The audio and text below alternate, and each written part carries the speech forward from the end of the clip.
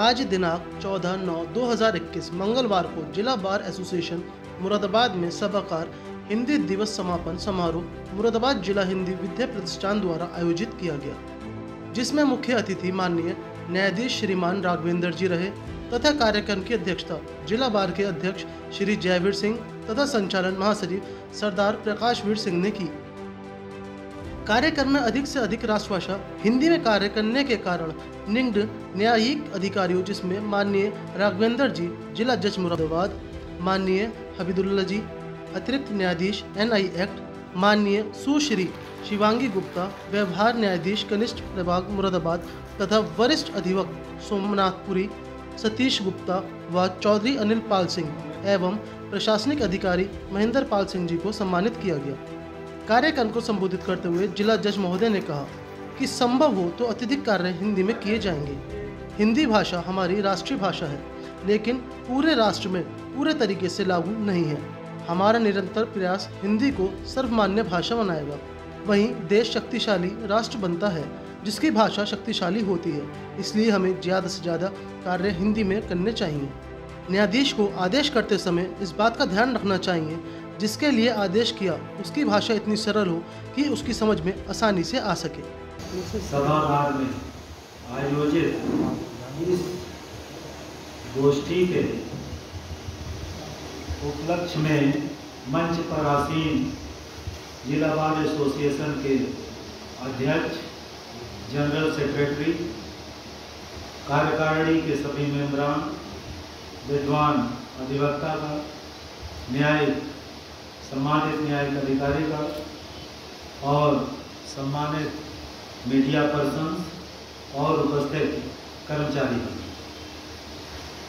जैसा आप लोगों को सर्वविदित है कि आज यह आयोजन हिंदी दिवस के रूप में इस दिवस अर्थात 14 सितंबर को मनाने के क्रम में आयोजित किया गया है। इसमें सबसे पहले तो मैं जिला बार एसोसिएशन को बहुत बहुत बधाई देता हूं कि उन्होंने इस अवसर पर हिंदी दिवस मनाने के लिए इस आयोजन को अंजाम दिया। और क्योंकि हमको लग रहा था कि सभी बार मिल करके एक अच्छा सा आयोजन, इसमें न पूरे पखवाड़े भर तो कम से कम सप्ताह में 2-3 मीटिंग तो होनी चाहिए, जिससे लोगों के विचार सामने आएंगे और हम लोग इसको अच्छे से मना सकेंगे। हालांकि पढ़ने को ये भी मिलता है कि हिंदी तो हमारी अपनी है और इसका हम लोग मनाने के लिए, हिंदी दिवस मनाने के लिए हम लोगों के लिए ऐसा कुछ अपेक्षित नहीं है। ये तो हमारी अपनी भाषा, मातृभाषा हिंदी है ही। लेकिन ये बात ठीक है कि हम लोग हिंदी जानते हैं, हिंदी बोलते हैं, हमारी मातृभाषा हिंदी है, लेकिन अभी भी यह भाषा राष्ट्रभाषा के रूप में स्थापित नहीं है। और इसके विकास के बारे में और इसकी महत्ता के बारे में, इसके फैलाव के बारे में विशेष रूप से विदेश में, और इसका जो आजकल की टेक्नोलॉजी है उससे इसका जुड़ाव, उसमें इसका प्रयोग और इसके व्याकरण की स्थिति के बारे में अभी हमारे पूर्व वक्ता सिटी मजिस्ट्रेट साहब ने बहुत ही अच्छे तरीके से उन्होंने इस बात को रखा और इसके लिए उनको विशेष रूप से बधाई देते हैं। यह बात निश्चित रूप से स्वीकार करने योग्य है और वैज्ञानिक रूप से भी साबित है कि जितना अच्छा व्याकरण आपके हिंदी का है, उतना अच्छा व्याकरण किसी और भाषा का नहीं है, या उसके परफेक्शन की तुलना में हमारे हिंदी भाषा के व्याकरण का परफेक्शन ज़्यादा है। अगर वो कहते हैं कि हमारा परफेक्ट है तो उससे कहीं ज़्यादा परफेक्शन हमारी व्याकरण के दृष्टिकोण से हिंदी भाषा का है। क्योंकि जैसा हम बोलते हैं वैसा ही लिखते हैं। अनुस्वार वगैरह अंग्रेजी में तो गायब रहता है। चांद चांद, वो आप इंग्लिश में कहेंगे तो चांद हो जाएगा, चांद तो हो ही नहीं सकता। अनुस्वार का जिस तरह से यहाँ का व्याकरण है वो और अंग्रेजी भाषा यंत्र भाषा में उसी रूप में मिले, बड़ा ही मुश्किल है। अब बात आती है कि न्यायालय से इस भाषा का क्या सरोकार है। तो न्यायालय की ये भाषा मेरे ख्याल से पूरे उत्तर प्रदेश में और अधिकतर जितने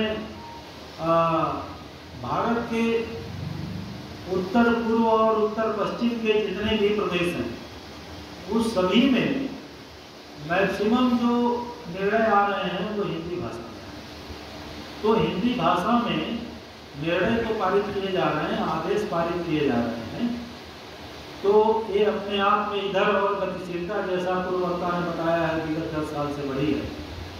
तो ये तो बहुत ही अच्छी बात है, हमको इसको प्रश्रय देना है कि देखिए भाषा की जो आवश्यकता है वहाँ के लोगों से बातों के संप्रेषण के लिए ये भाषा बनाई गई होती है। और हमारे यहाँ अभी कुछ दिन पहले इलाहाबाद में महामहिम राष्ट्रपति जी एक उत्तर प्रदेश राष्ट्रीय विश्वविद्यालय दिल्ली विश्वविद्यालय के शिलान्यास के अवसर पर आए थे और अपने माननीय मुख्य न्यायाधीश जी भी आए थे सुप्रीम कोर्ट के। तो उसमें जो उन्होंने एक बात कही उसका मैं संबंध इससे जोड़ता हूँ कि न्याय समय पर होना चाहिए और न्याय की जो भाषा हो उसके बारे में भी उन्होंने कहा कि यह उस तरह से होना चाहिए जिसके लिए हम करते हैं उसको समझ में आए। यानी क्लिष्टता हर स्तर पर एक प्रकार से वह हटाए जाने योग्य है। यानी भाषा की क्लिष्टता न हो, जिसके लिए हम निर्णय कर रहे हैं वह इस तरह से लिखा जाए, सरल शब्दों में लिखा जाए कि वह उसके समझने के योग्य है।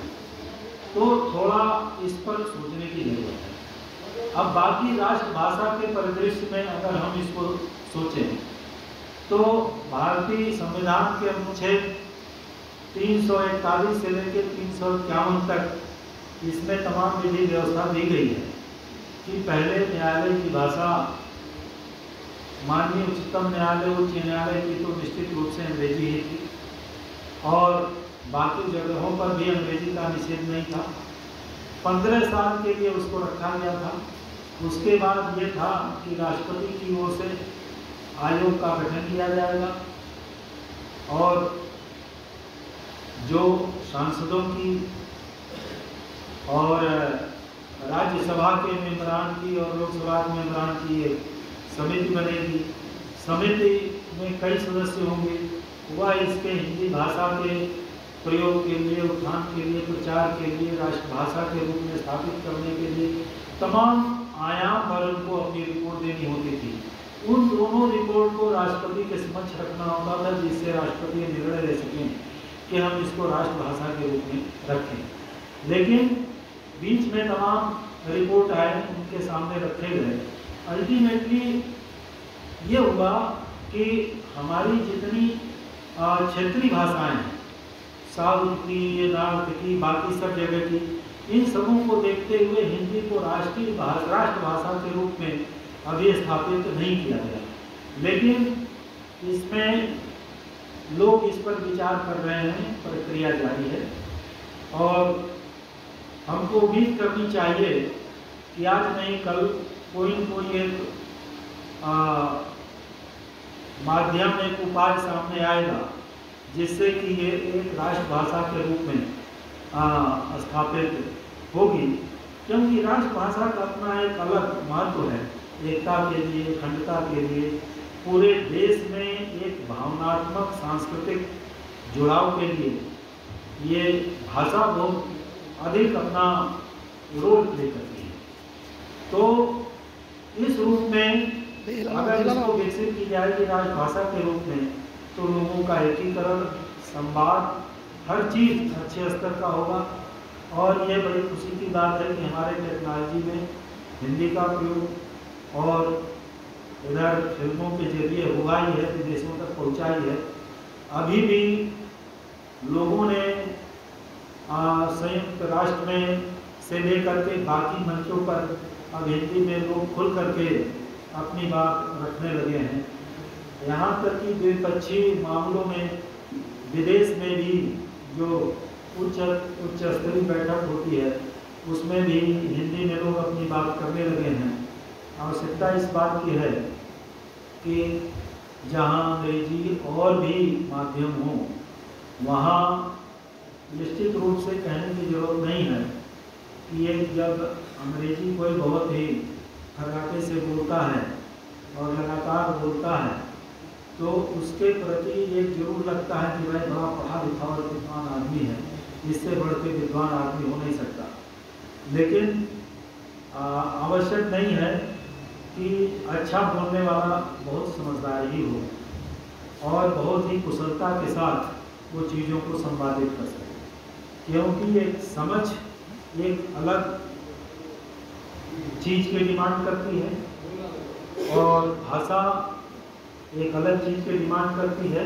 लेकिन इतना ज़रूर है कि ये हम जरूर कहेंगे कि उसका जो ग्रेस्पिंग पावर है उसका अच्छा है, उसकी उसने बोलने की प्रैक्टिस अच्छी की है, यह निश्चित रूप से ये क्रेडिट उसको जाता है। लेकिन मात्र इसी वजह से अगर हम हीन भाव का शिकार कि हम तो इतने फ्लुएंटली बोल नहीं सकते, अपनी बात नहीं ले सकते, और इस बात को लेकर अगर हीन भाव का हमारे अंदर प्रादुर्भाव हो, तो ये नहीं होना चाहिए। क्योंकि समझ किसी भाषा की दरकार नहीं रखती, बुद्धिमत्ता किसी भाषा की दरकार नहीं रखती, मैनेजमेंट किसी भाषा की दरकार नहीं रखती। वो आपके अपनी भाषा में भी वो सामने आ सकती है और आती ही है। कितने ऐसे प्रशासक हुए हैं जो पढ़े लिखे नहीं थे, लेकिन उन्होंने बहुत ही अच्छे ढंग से प्रशासन का कार्य किया।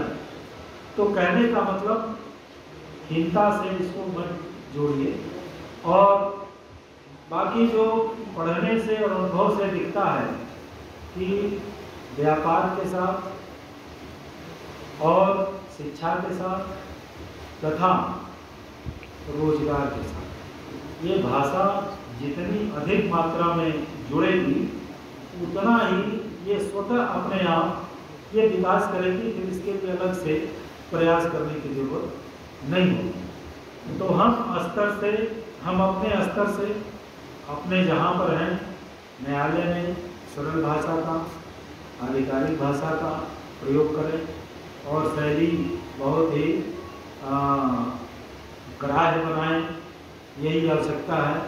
और हिंसा की भावना को छोड़ें और किसी अंग्रेजी वाले के सामने पढ़ करके कभी ये ख्याल ना आने दें कि नहीं हमारी समझ है, हमारी जो बुद्धिमत्ता है इससे किसी भी मामले में कम है, ताकि आप अपने को अच्छे से व्यक्त कर सकें। और जब भी अवसर आए तो उसका उपयोग जरूर करना चाहिए। और मैं इसी के साथ अंतिम एक 2 लाइन हरिश्चंद्र बाबू महान कवि भारतेंदु हरिश्चंद्र जी की 2 लाइनें कहूँगा। एक लाइन तो हमारे एडीजे साहब ने कह दी, दूसरी लाइन में उसको और जोड़ देता हूँ। निज भाषा उन्नति है सब उन्नति को मूल, निज भाषा उन्नति बिना मिटे नहीं को सुख। जो आदमी के हृदय में पीड़ा होती है उसकी अभिव्यक्ति अपने मातृभाषा में वो आसानी से कर सकता है, किसी और भाषा का सहारा लेता है तो उतना अच्छा नहीं हो सकता। इसलिए अपनी मातृभाषा जिसकी जो भी होती है, हम यहाँ हिंदी की बात कर रहे हैं, दूसरे वाले अपने फ्रेंच और इंग्लिश की बात और तमिल की बात करेंगे, तो यहाँ हमारे यहाँ एक संपर्क भाषा पूरे भारत की बनानी जरूरत है। उसके साथ जो आंचलिक भाषा है, क्षेत्रीय भाषा है, उसको पनपने से रोकने नहीं देना है, वो भी साथ साथ चलती रहे। इसी एंगल पर विचार करके, इसी दृष्टिकोण पर विचार करके ही हम इसको वहाँ तक ले जा सकते हैं और विरोध से कभी नहीं ले जा सकते हैं। अंत में इस जिला बार एसोसिएशन के पदाधिकारियों का, यहाँ उनके कार्यकारिणी का, उपस्थित आए समस्त लोगों का बहुत हृदय से धन्यवाद ज्ञापित करते हैं। जय भारत, जय हिंद, जय भारत। कार्यक्रम में सोमपाल सिंह, शेर सिंह, गजराम सिंह, संजीव तिवारी, अजय गुप्ता, भीकम सिंह सैनी, शमशान हुसैन, गोविंद प्रकाश, ललित अरोड़ा सहित आदि लोग उपस्थित रहे। जिला बार में 14 सितंबर हम मनाते हैं मुरादाबाद जिला हिंदी विधि प्रतिष्ठान के अंतर्गत, और ये संस्था हमारी 1979 से इस कार्यक्रम को करती चली आ रही है। और विधिवत हम हर वर्ष 2 न्यायिक अधिकारियों का जो हिंदी में कार्य करते हैं उनको सम्मानित करते हैं, एक प्रशासनिक अधिकारी को जो हिंदी में अच्छा कार्य करते हैं उनको सम्मानित किया जाता है, और जो हमारे वरिष्ठ अधिवक्ता हैं जो हिंदी में कार्य करते हैं आज हमने उनको भी सम्मानित किया है, जिसमें सोमनाथ पुरी जी और सतीश कुमार गुप्ता जी, अनिल पाल जी। मुख्य रूप से हमारे मुख्य अतिथि माननीय जनपद न्यायाधीश जी रहे हैं। उनके साथ में जो सम्मानित हमने किया है अतिरिक्त न्यायाधीश माननीय हमीदुल्ला जी को, एवं कनिष्ठ प्रभाग में सुश्री शुभांगी गुप्ता जी को हमने सम्मानित किया है, क्योंकि ये हिंदी में ही अपना कार्य करती हैं और अधिवक्ताओं के प्रति, बात कार्यों के प्रति इनका व्यवहार भी बहुत अच्छा रहता है।